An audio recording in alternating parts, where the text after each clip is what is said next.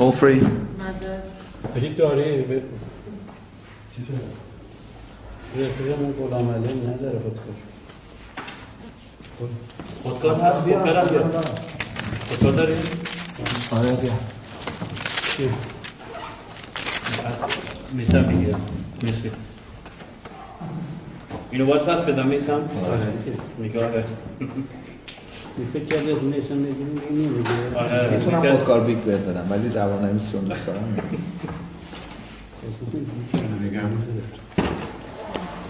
شوخی میکنم ببین خودکار دست دادم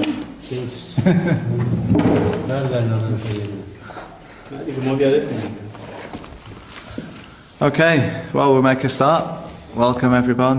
Nice to see you again. Salam. So, Maitam, could you just let us know where you were up to last time, just so I know where we can pick up?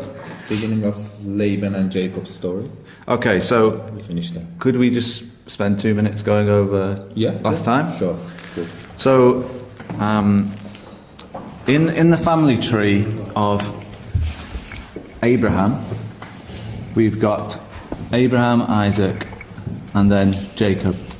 تو شجره نامه خاندان ابراهیم رو داریم فرزندش اسحاق و فرزند اسحاق یعقوب. And Jacob had a brother called Esau, and they were twins. و یعقوب یه برادر دوقلو داشت به اسم عیسی. Esau was not a godly man. و عیسی آدم خدا ترس و خدا دوستی نبود است. So let's just remind ourselves if we can have a look at Genesis 26. پیدایش باب 26 برای یادآوری. Verses 34 and 35. صفحه 34 باب آیه 34 و 35 میشه صفحه 40. شما هم کتاباتون باز کنید چون یه آیه میخونید. باز نه بردیم سریع گفتین اون بر بود میبردم مشکل نه صفحه چند صفحه 40. از گوشیت استفاده کن بده اینجا کتاب من یه سری نوشته دارم باشه با هم بخونید باشه مشکل نیست صفحه 40. Okay. All right, so chapter 26, and we'll read verse 34 and 35. آیه 34 و 35 رو بخونید. 27 آره تو باب 26 صفحه باب آیه 34 و 35. صفحه 40. هنگامی که عیسی 40 ساله بود یهودیت دختر بعیریه هیتی و نیز بسمه دختر ایلون هیتی را به زنی گرفت و آن دو زندگی را به کام اسحاق و ربکا ترک کرد. Okay, so can you ask them, have they heard of the Hittites? تا حالا شنیده بودید چیزی راجع به هیتی شنیدید؟ No. No? So this was one of the original tribes of people who lived in the land of Israel. این یکی از اصلی قوم‌های اصلی و قبیله‌های اصلی که تو اسرائیل زندگی می‌کردن. And they were idol worshippers. و بت پرست بودن. Yeah, so they didn't worship the true God. و خدای واقعی رو پرستش نمی‌کردن. And we see here Esau takes 2 wives, which is I'm sure one is enough. But he took 2 wives from the Hittites. پس اینجا بخوندیم که 2 تا زن میگیره این قبیله عیسی نشون میده که آدم خوبی نبوده. 2 تا زن یه قبیله که بت میپرستن همون میگه یه دونش هم کافی بوده چه برسه 2 تا. So this was not what God wanted men and women to do. و این چیزی نیست که خدا میخواد که مردم انجام بدن. And if you look in verse 35, و اگه آیه 35 رو نگاه کنید this really upset Isaac and Rebekah و این خیلی ناراحت کرده بود اسحاق و ربکا رو یعنی پدر مادرشون because they knew Esau would go away from learning the true worshipping the true God of Israel. چون میدونستن که عیسی داره دور میشه از پرستش خدای واقعی. So last time you looked at Esau the birthright where Jacob gets the birthright in it. Yes. So could you ask them, can they remember what kind of a person Esau was? Like what did he like doing? جلسه قبل راجع به صحبت کردیم که پسریشو داد، حق اولیشو ایاتون باشه ایسو داد به یعقوب به خاطر اینکه و میگه آیا به یاد میارید که چه تیپ مردی بود ایسو، چه آدمی بود، چه جور آدمی بود؟ Lots of hair on his hand. He was hairy, yes, good. Yeah. Was a hunter. Was a hunter. شکارچی بوده. Red hair. Red hair, yes. Was he interested in learning from his father about his beliefs? و از بابت اینکه چی ایمانن و قلب چی دوست داشت پدرش یاد بگیره. و اینکه اون روز اعتقاد نداشتی. he didn't believe actually to the God and Correct. was a God-fearing man. Yes. He liked the flesh. We say the flesh. He liked meat. He liked hunting. So he was a real man's man, but he wasn't interested in his father's faith and learning about that. میگه در واقع اصلا به ایمانی که خود اسحاق پدرش داشته تو اون فازا نبوده اصلا. آدم بوده که شکار دوست داشته، گوش دوست داشته، اصلا آدم روحانی نبوده، فقط جسمی زندگی می‌کرد. So could you ask me about Jacob? What kind of a person? یعقوب چه جور آدمی؟ خداپرست بود. God fearing, worshiping God. Yes. بعد به دنیا به پدرش زیاد ارزش قائل میشه. And he cared about his father so much. Yes. And he wanted, we'll learn about this, he's going to marry somebody in Jacob's family, in Isaac's family. So. راه پدرشه. ولی نیستم اگه مثلا نگفته بودی که عیسی آدم بدی بوده اصلا آدم نمیتونست تشخیص بده. اون یکی برادر خب بدتر بوده. کدوم برادر بدتر؟ اون یکی برادر عیسی کی بود؟ یعقوب. چرا بدتر بود؟ همین که غذا رو سر غذا اومد اون کارو باش کرد، همین که اومد شکار رو هم دزدید ازش. So he said if he didn't know about the, Esau characters, maybe we suppose that Jacob is not good enough because he cheated his brother and Yes, good question. So Jacob, it wasn't right that he took things into his own hands, that he decided to take the blessing, but it was God's purpose still. درست انتخاب نکرد برای اینکه اون برکت رو بگیره از پدرش، ولی خب نقشه خدا بوده، یعنی هدف خدا بود و کارش نمیشه اتفاقی که باید میافتاد. And when they were born, the boys, Jacob had hold of Esau's heel, his heel in the womb. به دنیا آمدن، عیسی که به دنیا آمد، یعقوب پاشنه عیسی رو گرفته بود موقع زایمان. And that was a prophecy that Jacob would overtake Esau. یه پیشگویی بود که خوندیم تو کتاب که یه پیشگویی بود اینکه این از اون جلو میزنه. که اینو میره بالاتر، اون بالاتر قرار میگیره و برادر بزرگتر برادر کوچیک‌تر خدمت. Also it was Rebecca's fault as well. It was what? Rebecca's fault. Rebecca's, yes. She suggested to Yes. him. Really, it's important to understand that the family life as presented in Genesis is very real life. Families were split. Isaac and Rebecca had favorite children. و من بهش گفتم که در واقع مشکل ربکا هم بود یه ذره، چون مادره به پسر پیشنهاد داد، گفت برو سر یه غذا درست کن بیا برکت از بابات بگیر، و میگه درسته، چون چیزی که ولی مهمه اینه که این کتاب داره واقعیت رو نشون میده، یه خانواده کاملا حقیقی که چجوری اختلاف بینشون افتاد به خاطر اینکه پدر یه پسر رو دوست داشت، مادر یه پسر رو دوست داشت. So we think it gives the Bible integrity and authenticity. It's real. Because it's not like a fairy tale where everything's perfect. و این نشوننده صحت و واقعیت کلمات و حرفایی که تو این کتاب اومده. کامل سازی نکرده، هیچ که کامل نشون نداده، قبلا گفتیم. و اینکه هر کسی هر جوری با ایراداتش بوده به تصویر کشیده. ابراهیم اشکال داشت، یعقوب اشکال داشت، همه رو نوشتن. So we have Cain and Abel. We have a murder between brothers. We have Jacob and Esau who fight. هابیل و قاین رو داشتیم، حتون باشه که قاین هابیل رو میکشه، بین دو تا برادر قتل به وجود میاد. یعقوب و عیسی رو داشتیم که کلا مجادله بود بینشون. And Isaac and Ishmael. و اسماعیل و اسحاق هم داشتیم که اسماعیل با هم مشکل داشت. So it's a very good portrayal or picture of family life. و پورتره و یه تصویر خیلی خوبی از یه زندگی واقعی، خانواده واقعی. Some children are good, some are not so good. Yeah. بعضی بچه‌ها خوبن، بعضی هم بد. Okay. So if we come over to chapter 28, did last time you talk about... I just wanted to ask before, how does the Quran talk about the stories and the history in the Quran? Or is it more sort of sayings and proverbs? The main difference is Islam believes that Abraham took Ishmael, yes. to sacrifice. Yes. And But is there still the same historical Quran stories? believes that Isaac, Jacob, and all of them was a prophet. Right. He was a complete perfect man.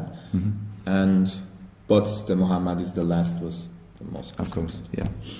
But they have some story in Quran, some of parts of similar and same, but some of them Yes. different. Yeah. Okay. So, how was Esau? Could you ask them how was Esau feeling now that Jacob had stolen or got the blessing from his father? میگه که فکر می‌کنید الان عیسی چه حالی داشته وقتی که یعقوب برکت پدر رو ازش دزدید؟ Sad. Sad. Yes. Anything else? Angry. یعنی چی برکت درست؟ Just quick explanation to them because they wasn't. ببینید اسحاق 2 تا بچه داشت، عیسی و یعقوب. اسحاق کور شد در آخرش، حالا کاری نه، ولی اسحاق عیسی رو دوست داشت ولی مادرش ربکا یعقوب رو دوست داشت و خدا به ربکا گفته بود که یعقوب برنده میشه بعد عیسی، ولی پدر عیسی رو دوست داشت چون پسر بزرگ بود و اون قدیم هم رسم بر این بوده که پسر بزرگ کشیش خانواده میشد و دعا میکرد، ولی اون اصلا اهل چیز نبود، اهل خدا این چیزا نبود که حق اولین فرزندش هم فروخت به یعقوب. قرار شد که اسحاق از عیسی خواست که براش غذا بیاره بعد اونو برکت بده. خب هر کیو اگه پدرش برکت میداد اون در آینده موفق میشد. بعد این گول میزنه اونو، مادرش میگه که برو یه غذا درست کن تا اون رفته شکار، پدرت که کوره، لباسای برادرت هم بپوش، بیا یه غذا درست کن. بعد یه پوست بزو کندن گذاشتن رو دستاش چون برادرش خیلی پرمو بود. بعد پدرش بو کرد، گول خورد، خیال کرد عیسوه و دستاشو در لمس کرد، دید خیلی پرموه، اونو برکت داد و اینجوری اونو گول زدن، برکت اونو دزدیدن. اون از شکار برگشت گفتش که پدر من برکت بده، بعد غذا درست کردم. گفت این کی بود برکت رو من گرفت؟ فهمید که گول زدن با مادر اونو. Quickly told us. That's good. Conflicted. So we'll ask the question again then. How was Esau feeling حالا about چه Jacob? احساسی داشت منظر عیسی وقتی فهمیده که بیشتر میخواد الان انتقام بگیره، خشمگین میخواد انتقام. he was so angry that he wanted to make it out, and revenge. Yes, he wanted to kill him. Kill, revenge. Yeah. So would he do that whilst his father was alive? Pardon? Would he kill him whilst his father was still alive? فکر میکنید میکشت تا زمانی که پدرش زنده بود؟ No. For respect for his father, برای احترام به پدرش. or perhaps because he was a little bit scared, he شاید هم wouldn't do این مقدار that. میترسید از پدرش، قطعا این کار. But Rebecca and Isaac send Jacob away. ولی با این حال مادرش ریسک نکرد، مادر و پدرش هر دو فرستادنش، رفت از خونه فرارش دادن یعقوب به خاطر اینکه برادر نکشتش. Because they're worried that some harm will come to him. نگران بودن اتفاق بعدی نیفته. Okay, so we'll read some more now. Chapter 28. باب 28 صفحه 43. Chapter 28 and verses 1 to 5. 1 تا 5 هر کی آیه بخونه من. پس اسحاق یعقوب را فراخوانده، او را برکت داد و او را امر فرموده، گفت زنی از دختران کنعانی مگیر، بلکه برخیز و به فدان آرام به خانه پدر مادرت بتونیل برو و از آنجا از دختران برادر مادرت لابان زنی برای خود بگیر. اوکی دو تا. خدای قادر مطلق تو را برکت دهد و بارور و کثیر گرداند تا از تو قوم‌های بسیار پدید آید و برکت ابراهیم را به تو دهد و به تو و به نسل تو و وارث سرزمین قربت خود شوی که خدا آن را به ابراهیم بخشد. انجام شما برخواهد. پس اسحاق یعقوب را روانه کرد و اون را به فدان آرام نزد لابان پسر بتوئیل آرام که برادر ربکا مادر یعقوب و عیسو بود رفت و اما عیسو دانست Yes. Yeah. It's not no problem. Stay with یک تا 5 بود دیگه. Okay. So Isaac sends Jacob away, and it gives him a great blessing here. پس اسحاق یعقوب فراری داد و یه درس بزرگ اینجا بهش یاد میده. And in fact, it's very similar blessing that God blessed Abraham and Isaac himself. و تقریبا خیلی شبیه همون برکتی خدا اول به ابراهیم داد بعد به خود اسحاق داده بود، حالا اسحاق اینجا به پسرش میده. So could you ask them a question? What was the blessing in verse 3 and 4? میگه میتونید بگید که اون برکت ها چی بود تو آیه 3 و 4. همون برکت ها که به ابراهیم داده بود. ابراهیم بود. نسل Seed. What's a seed? چیه؟ یعنی چی نسل؟ یعنی چی؟ نسل‌های زیادی بهشون بده، بچه‌های زیادی بهشون بده. تمام سرزمین من سلسله پیامبری رو به نسل یعقوب. That's omitted about the seeds and you know multitude seeds. مثل ستاره ها، مثل شمع. Like a stars or like a dust. Yes. Would be like a dust. But really, it's talking about a family, having children, having a great family. و در حقیقتش می‌بینیم مثلا راجع به همون she told about it, the family. Yes. And the family tree actually Okay. come from Jacob. Yes, exactly. Yeah. Jacob, did you say Jacob? یعقوب. Jacob. Okay. در واقع قول این بوده که از شجر نام اون خانواده برکت پیدا میکنن، از اون برمیاد. یعنی از یعقوب ادامه پیدا میکنن دیگه برکت پیدا میکنن. So they would become a great family. پس قرار شد یه خانواده خیلی بزرگ. Jacob would. And what else in verse 4? و چه چیز دیگه ای هست تو آیه 4؟ اون نسل وارث. And Parry told about land. Yes. Okay. So it was a promise that Jacob would also inherit the land of Israel. و قولی که راجع به ساکن شدن یعقوب تو سرزمین اسرائیل بهش داده شد. Now, could you ask them the question, why did Isaac send Jacob away? Not just because he was worried about Esau, but another reason. فکر می‌کنید چه دلیل دیگه میتونست داشته باشه که اسحاق پسرش رو روانه کرد؟ جدا از اون قضیه دعوایی که با برادرش داشت و میترسید که بکشه، دیگه فکر می‌کنید دلیل دیگه هم داشت که پدرشون رو روانه کرد بره؟ برای اینکه بره از این سرزمین دیگه زن بگیره نسلشون. Go to another land and get married there. Yes, but to who? To anybody? No, Any land? from his father family. Yes. Right, great. Yeah, from his family. That's right. And why was that so important? چرا اینقدر مهم بوده این قضیه که از قوم بره خانواده خودش زن بگیره؟ نسلشون عوض کنه دیگه. عوض که از خانواده خودشون دیگه. خلاص از نسل خودشون باشه دیگه. because اونو the Isaac wants نسل خودشون his sister-in-law was about to be from his relatives Yes? and his nation get blessed. His Yes. family get blessed. Yes, there's something else though, really. What the rest of his family, what was it about them that was important? Jacob could have married anybody from...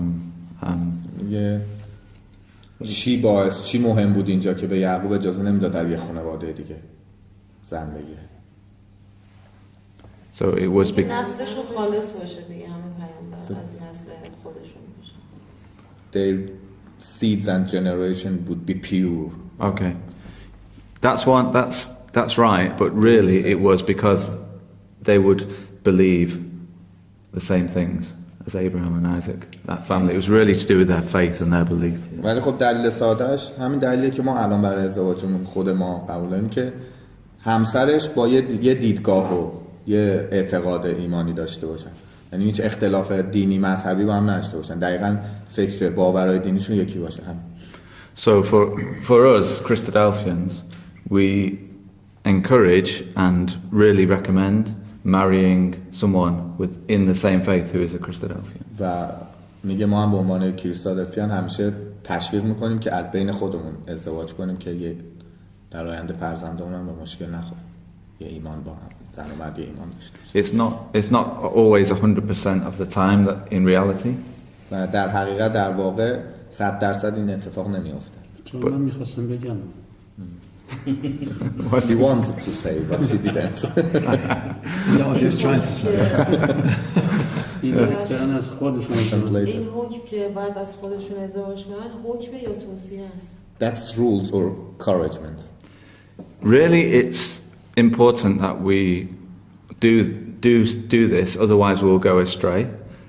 But there are members who might have become a Christadelphian after they married someone who isn't interested. میگه ما به شدت توصیه میکنیم، قانون نوشته نیست ولی خب همه انجام میدن. به خاطر اینکه اصلا درستش هم همینه، چون بعداً به مشکل میخورن. خیلی هم بودن که ازدواج کردن، حالا زن یا مرد از یه فرقه دیگه بوده، بعد تشویق کردن اومدن گرویدن به این. Yeah, the New Testament talks quite a lot about the dangers of marrying somebody who isn't in the و faith. تو عهد جدید خیلی صحبت شده راجع به این که چه اتفاقاتی میفته اگه زن و شوهر ایمانشون یکی نباشه. مثلا یه سوال دیگه بگو حالا اینجا یه دختر نداریم که واسه مثلا مجرد بگیریم حالا اینو چجوری ترجمه کنیم؟ یه چیزی It's joking. Come on, tell me. I want to know. Tell you later. Okay. I was going to say it's also important for if the husband and the wife have the same faith, then they can bring their children up properly in the same faith. و میگه نکته مهمترش اینه که اگه زن و مرد یه دید یه اعتقاد داشته باشن بچه رو میتونن خوب بار بیارن. این خیلی مهمه. So it doesn't have to be Christadelphians in your family. Very important. My wife's from Christadelphian. She was a Christadelphian in South Africa. همسر خودش از آفریقای جنوبی گرفته دیگه، زن خودش و کریستادلفی هم اونجا بوده. خیلی هم هستن که تغییر دادن، یعنی حالا از یک خوشی اومده و تشویقش کردن اومدن. Okay, we need to get back. برمیگردیم به داستان. We're going to talk later on about arranged marriage as well. Just to warn you. It's getting deep. Maybe. No, maybe. So God blesses. God blesses Jacob here. و خدا اینجا یعقوب برکت داد. And if we read verse 7. و اگه آیه 7 رو بخونیم سوران شما. و اینکه یعقوب نیز از پدر و مادر خویش فرمان برده و فدایان آرام رفته است. Sorry, in verse 8 and 9 as well. 8 و 9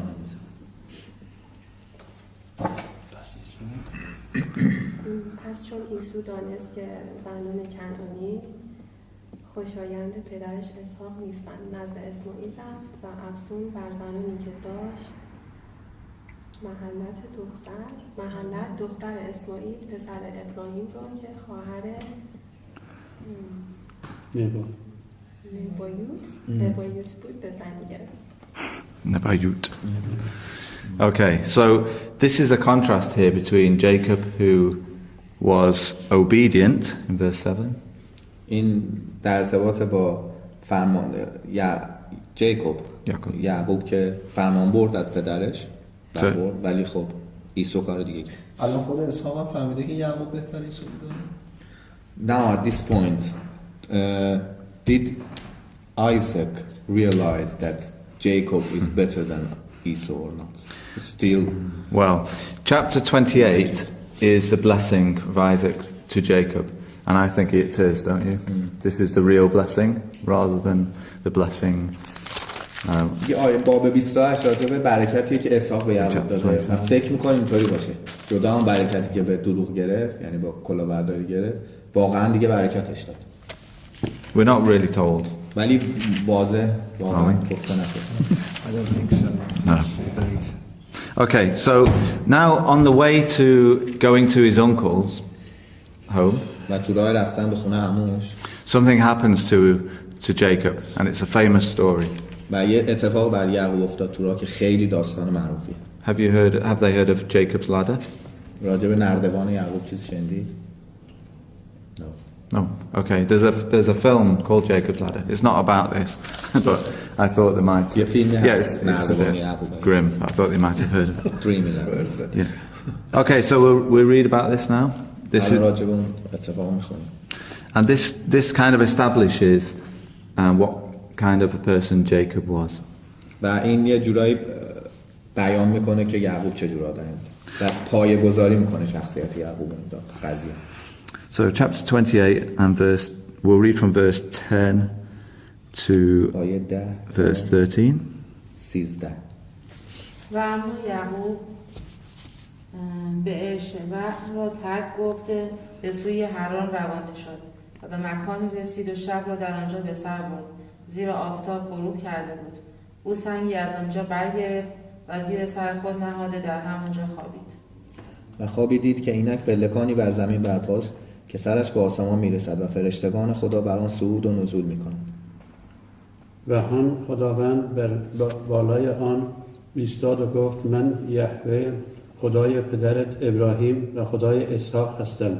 سرزمینی را که بر آن خفته‌ای به تو و به نسل تو خواهم داد. And sorry, to verse 15 now. 14 و 15. نسل تو همچون غبار زمین خواهد بود و تو به غرب و شرق و شمال جنوب منتشر خواهی شد. همه طوایف زمین به واسطه تو و نسل تو برکت خواهند یافت. اینک من با تو هستم و تو را هر جا که بروی محافظت خواهم کرد و تو را به این سرزمین باز خواهم آورد، زیرا تا زمانی که آنچه را به تو وعده دادم به جا نیاوردم رعایت نخواهد. So what was the dream? Hobbita. Dream. To dream. رویا. Roya. Okay. Oh, Name of lady. Hamid and Roya. Yeah, Roya she's a is dream. Yeah. Oh, that's nice. Hamid and Roya. So Jacob, he was. This is a children's Bible from home.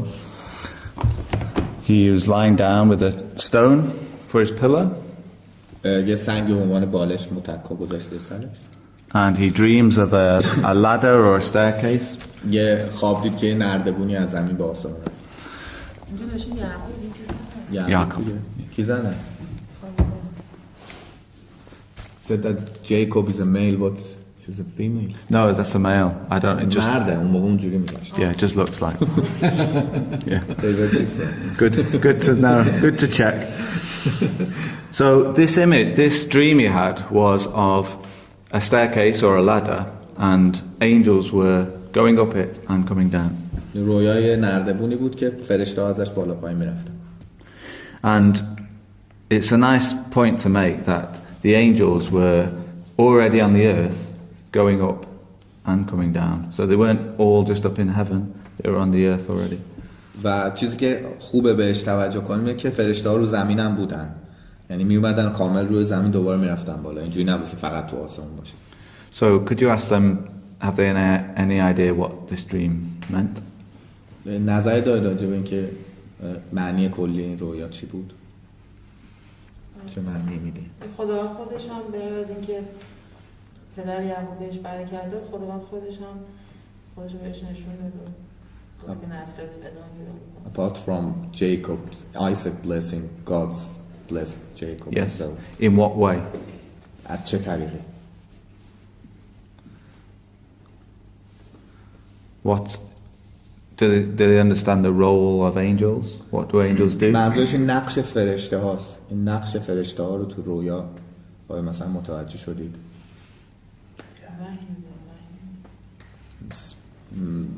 Represents spiritual activities. Yeah. Really, angels. The word for angel in Hebrew is the word messenger. کلمه فرشته شما که خوندید قبلا به معنی پیامبره، پیام آور، نه پیامبر، پیغام آور. So they bring God's message to the people. یعنی و پیغام خدا رو برای مردم میارن.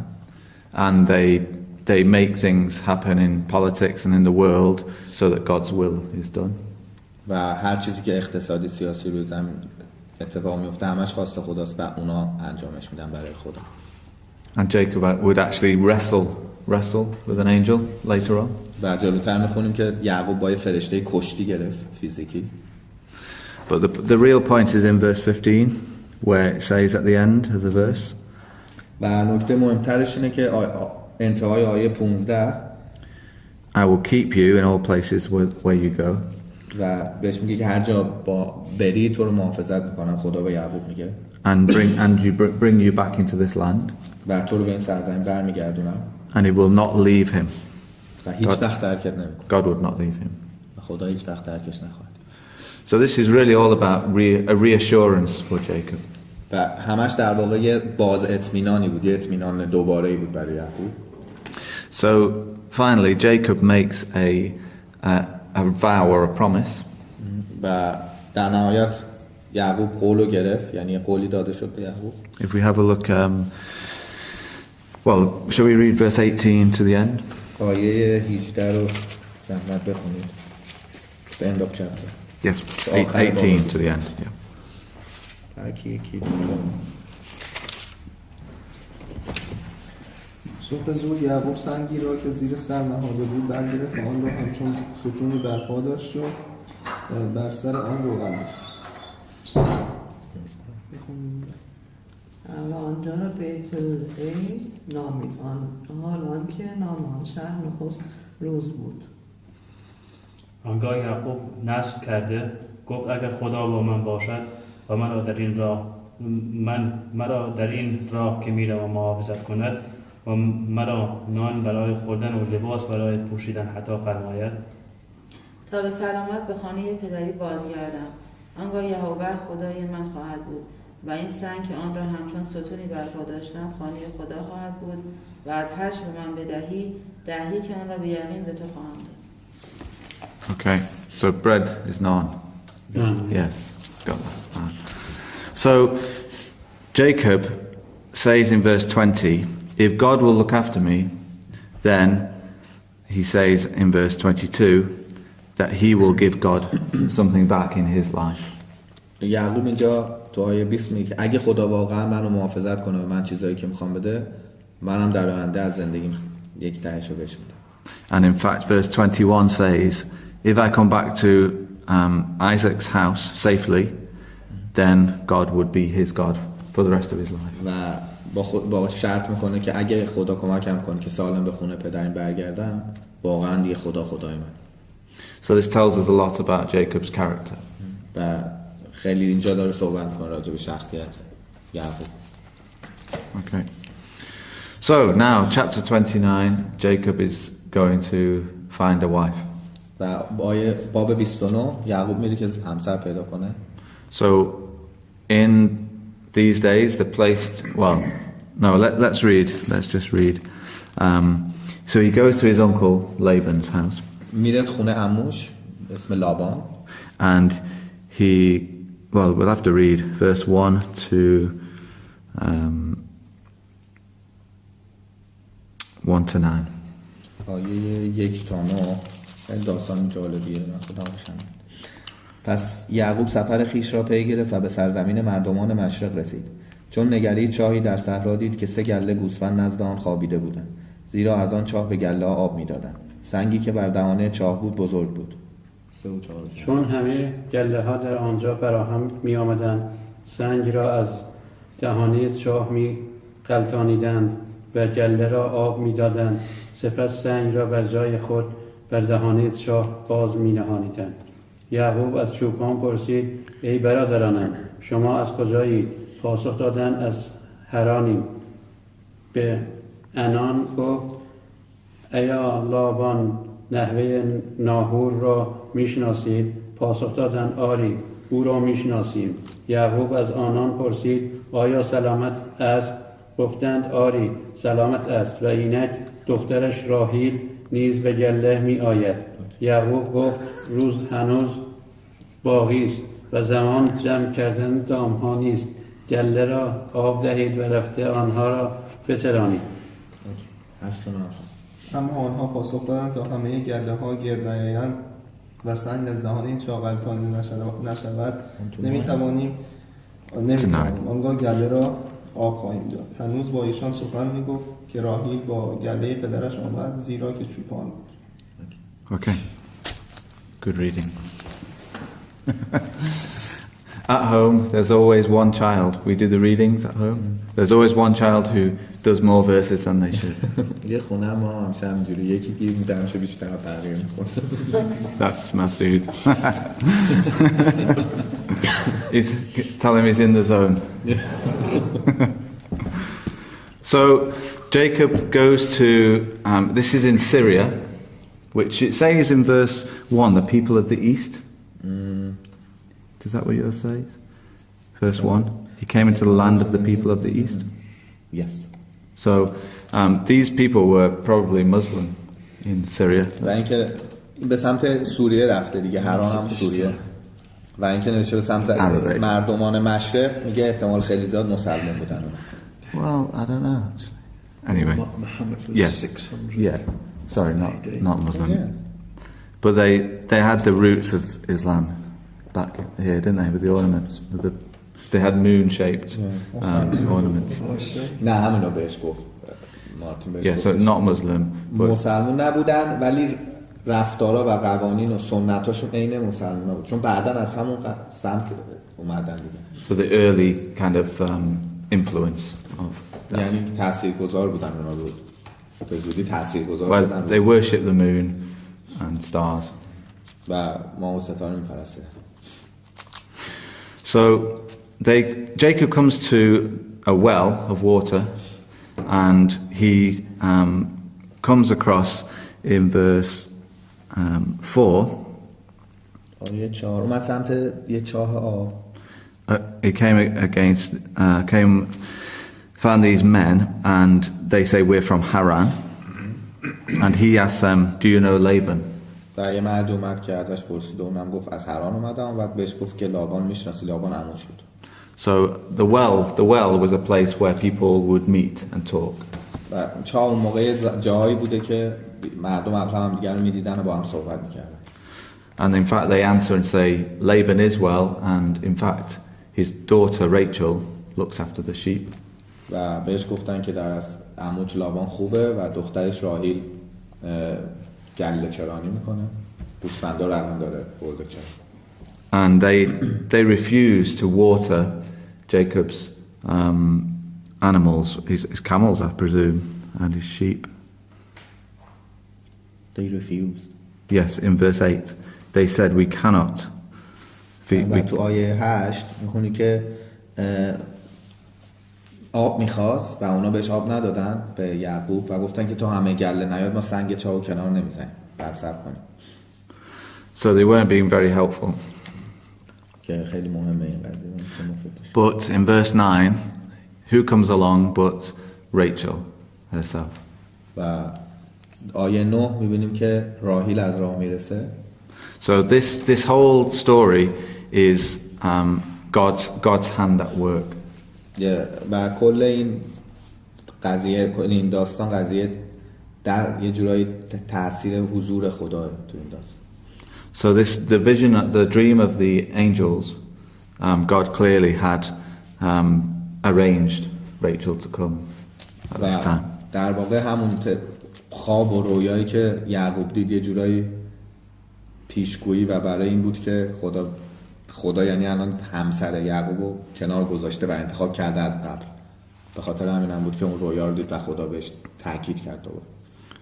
So when Laban finds out that his nephew is around, his nephew, yes, Yeah. He asks Jacob to come and stay.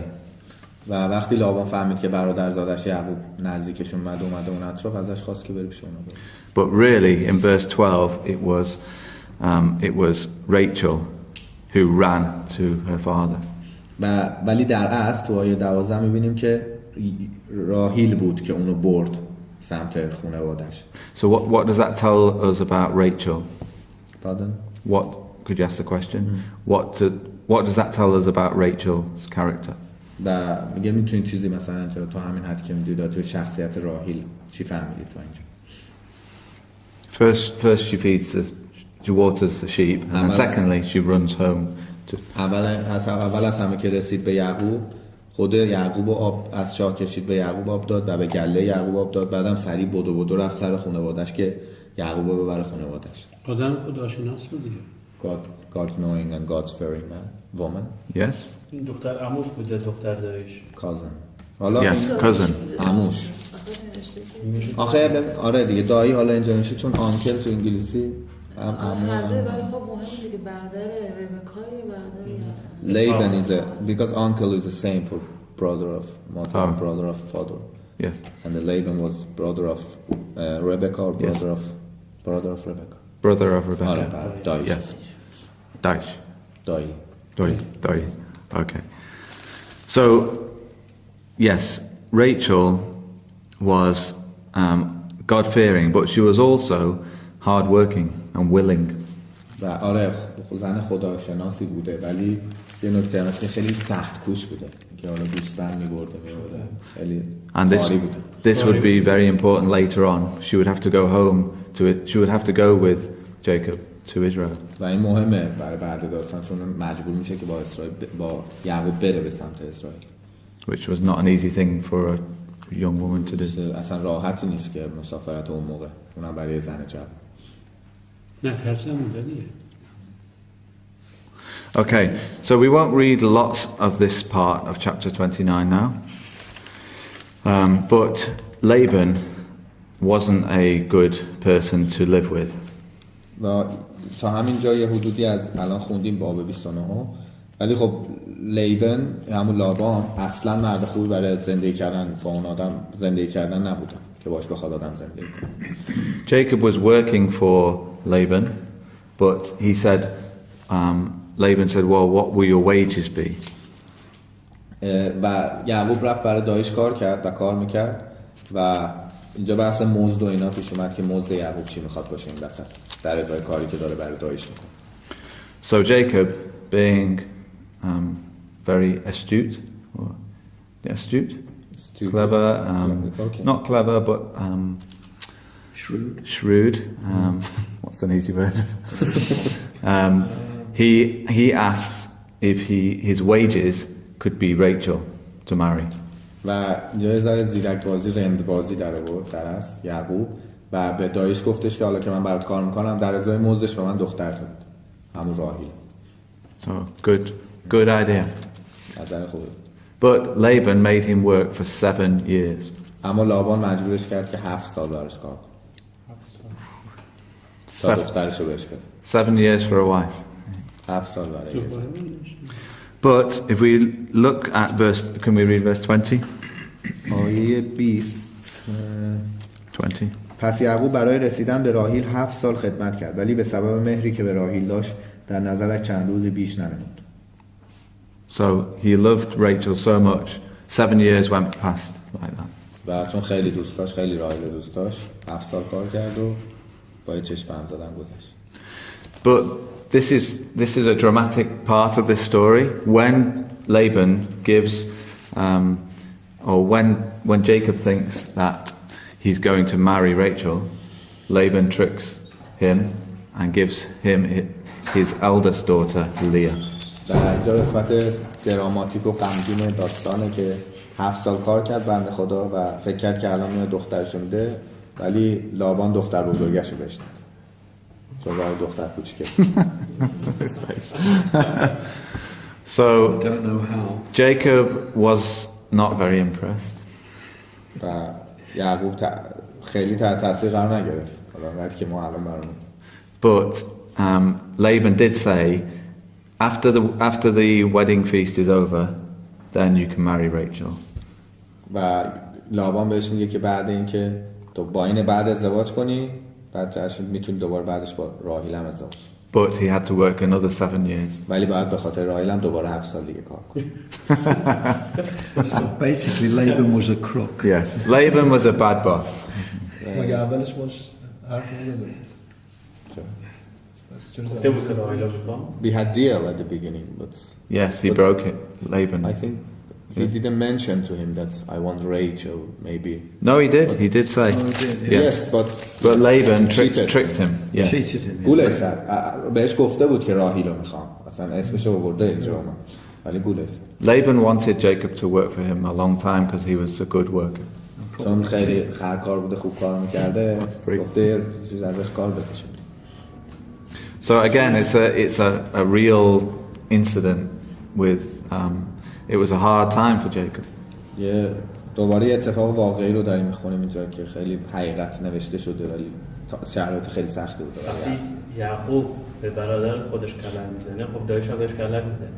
When Jacob cheated his brother, so his uncle should cheated. Well, yes, that's kind of justice, isn't it? عدالت. Yeah. عدالت هم. یعنی بازی روزگار که میگه کاری کنه سرت میاد هم. I guess God was teaching him a lesson. Yeah. و خدا خواسته بهش درس بده. Yeah, Jacob had to learn a lot of things in his life مجبور بود خیلی درس‌ها یاد بگیره یعقوب تو طول زندگیش. because sometimes he did things his way instead of God's way. چون یه وقتایی راه خودش رو پیش گرفت به جای اینکه بره راه خدا رو پیش بگیره راه خودش رو رفته بود. Like we do sometimes. دقیقاً کاری که ما میکنیم. We have to learn. و باید یاد بگیریم. So Jacob was married to two women, Leah, who had 6 sons and 1 daughter. یعقوب اینجا اگه میخواید دیگه یه شجره نامه اینجا در میاد که خیلی مهمه برای اطلاعات خورد. پس با دختر بزرگش اول ازدواج کرد لیا که 6 تا پسر اون آورد یه دختر. And Rachel couldn't have children. و راهیل نازا بود نمیتونست بچه داشت. She did have children in the end. 6 پسر. Joseph 6 and sons, 1 daughter. 6 sons and 1 daughter. Yes. So Jacob 12 sons became the 12 tribes of Israel. و چون در نهایت می‌بینی که از راهیل هم بچه دار میشه و در آخر اون 12 قبیله معروف 12 قوم معروف اسرائیل از یعقوب به وجود میاد که یکیش حالا میشه یوسف و بنیامین. 2 تا خواهرم داشتی کلا تا آخر. Just one. یه دونه سیستم. یکیش آره دیگه راهیل و خواهرش یعقوب میگه. زن زنی. So had he got 2 wives from beginning to end, never divorced. No divorce. Leah, just Leah and Rachel, wasn't it? And concubines. God seemed to allow them to have more than one wife, but it wasn't the best way. میگه اصلا راه درستی نیست که چون 2 تا زن داشته این اصلا چیزی نیستش که ما دنبالشیم در کتاب میگه ولی تو اون شرایط خدا به نظر میاد که بهش اجازه داده و نقشه خدا بوده که 2 تا زن داشته باشه. This is a good question because Jesus quotes Genesis when he says one man should marry one woman for life. سوال میگه خوبیه چون خود مسیح تاکید کرده و بارها بیان کرده نکتهشو گفته که هر مردی باید یه زن داشته باشه. But for God's purpose to be fulfilled and men being as they were, then 12 children fulfilled the purpose. ولی خدا برای اینکه نقشه و قولش عملی شه به خاطر هدف خودش اونجا حالا اجازه داده بود که حالا 2 تا زن باشه.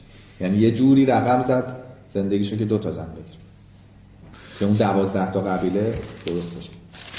So Jacob became very rich. و یعقوب خیلی پولدار شد. He had lots of sheep and cattle و خیلی and کلی cows. گله و گوسفند و این چیزا داشت. But he was still far away from Esau. And we will just read now about Esau and Jacob being reconciled. و همچنان دور بود از برادرش عیسی و الان اینجا میخونیم که چجوری با هم آشتی کردن برگشتن. So if we come to chapter 32. باب 32 verses 1 to 5. آیه صفحه 49 آیه 1 تا 5. شما بخونید. یعقوب راه خود را در پیش گرفت و فرشتگان خدا با او دیدار کردند. چون یعقوب آنان را دید گفت این است اردوی خدا. پس آنجا را مهانیم نامید. یعقوب جلوتر از خود پیک‌هایی نزد برادرش عیسو به سرزمین سحیر در منطقه آدوم فرستاد و به آنان دستور داد که به سرورم عیسو چنین بگویند بنده یعقوب میگوید نزد لابان خربت گزیده و تا کنون در آنجا به سر برده‌ام. گاوان و غلامان و گوسفندان و بزان و غلامان و کنیزان دارم. فرستادم تا سرورم را آگاهی دهم و نظر لطف تو را جلب کنم. پیکار So Jacob realized after all these years that God had blessed him. بعد این همه سال خود یعقوب متوجه شد که خدا برکتش داده. And he calls Esau my Lord. و اینجا I was about asking you a question about Lord, why he, called Esau as a Lord. Yes, not Lord as in God, Yeah. but it was a sign of Master. respect or just Yeah. older brother, wasn't it? It was like we might say sir at school. و میبینیم که تو آیه 4 برادرش عیسی رو سرورم خطاب کرده و اینکه به خاطر احترام و من پرسیدم که چرا سرورم گفت به خاطر احترام و برادر بزرگی.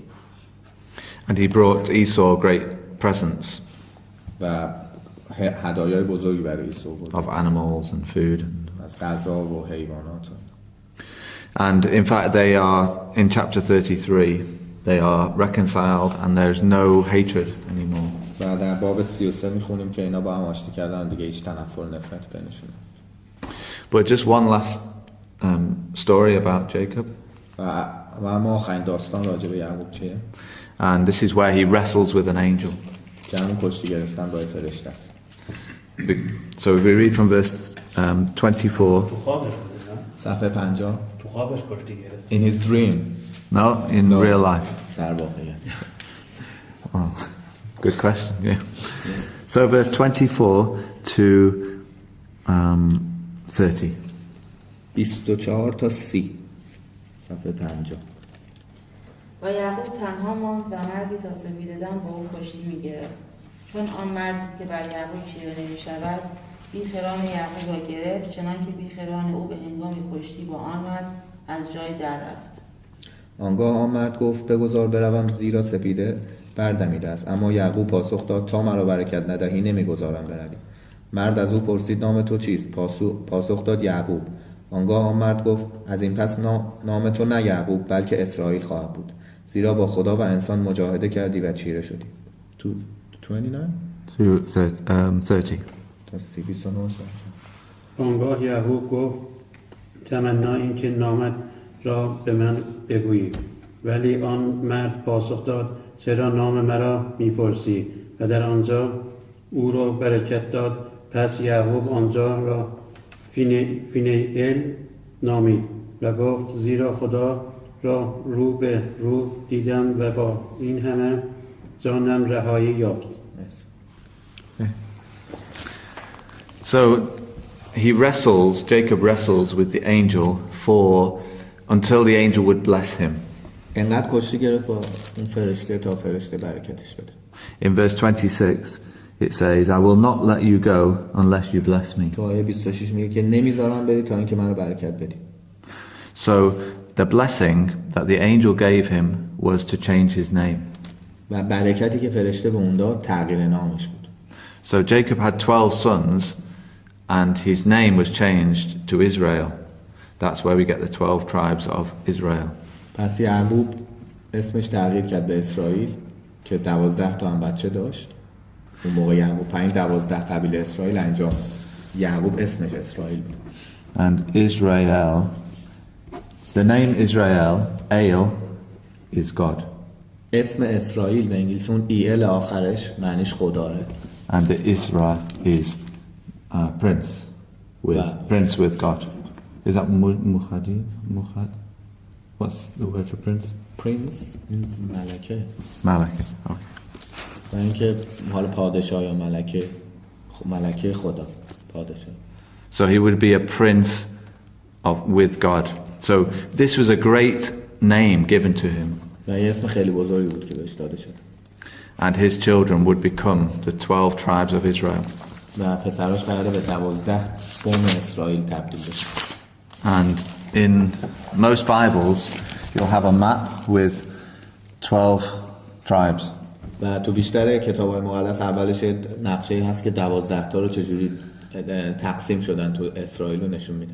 So these are his children's names. So به اسم بچه‌هاش بود. Judah, Simeon, Reuben, یهودا، شمعون، Manasseh. مناسی. Yes.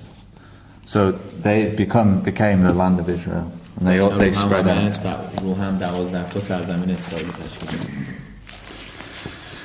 So Jacob had, when he wrestled, the angel put his hip out of joint. و بالای رونش رو از لگن فرشته کشید در آورد یعقوب. So Jacob would have to walk with the stick the rest of his life. و یعقوب مجبور شد تا آخر عمرش با عصا راه بره. So that would be a reminder of this time where he had to struggle. و یه نشونه شد براش، یه یادآوری بشه براش همیشه اون لحظه. اون عصا رو هم میدید یادآوری. 12 تا بچه رفتی به 12 تا He asked that 12 tribes related to 12 disciples of Jesus or not? Not particularly, but in the kingdom of God, Jesus says that the 12 apostles will rule on 12 thrones over the 12 tribes of Israel. Is that right?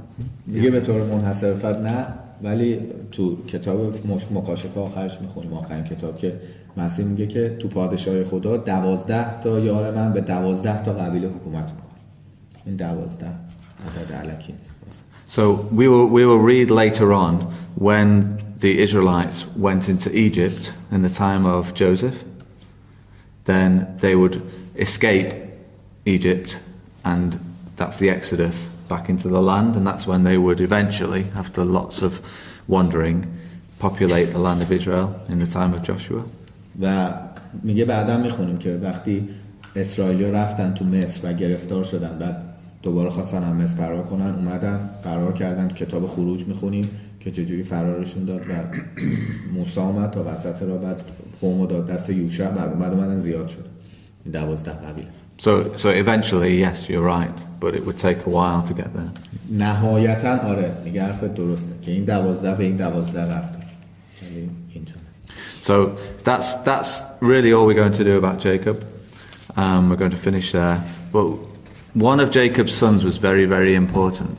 و این یه کلی میگه، ما یعقوب خیلی کلی نه با جزئیات مرور کردیم، ولی از 12 بچه یعقوب یکیش خیلی مهم بوده. And do they know جوزف who it is? Yes. و مهمترینش یوسف بوده. Yusuf. And Joseph, or Yusuf, is a great example of the work of Jesus Christ. و یعقوب و یوسف یکی از بزرگترین نمونه های عیسی مسیح بوده. So when we go, his story starts in chapter 37. از باب 37 داستان یوسف شروع میشه. All the way through to, well, really chapter 50. تماما تا باب 50 تقریبا. So for the next time, we'll start looking at Joseph, and we might start making notes of how similar his life is to Jesus. و در جلسه بعد با امید خدا راجع به یعقوب صحبت می‌کنیم، نه اینکه چقدر شبیه بوده یوسف، ببخشید چقدر شبیه بوده به مسیح. Because there are hundreds of similarities or links. صدها ارتباط و نشونه هست برای اینکه ربط میده یوسف رو به مسیح. And really it's one of the great reasons why we believe the Bible is written by God, because these links are just و خب incredible. این ارتباط ها و این لینک ها یکی از مهمترین دلایلی که ما این کتاب رو قبول داریم، چون میگیم که وقتی این کتاب داستان ها به هم ربط داره، شخصیت ها، این کتاب نوشته شده خداست، یعنی توسط خدا گفته شده. Okay. Yeah. Okay, thank you. Thank you. Right.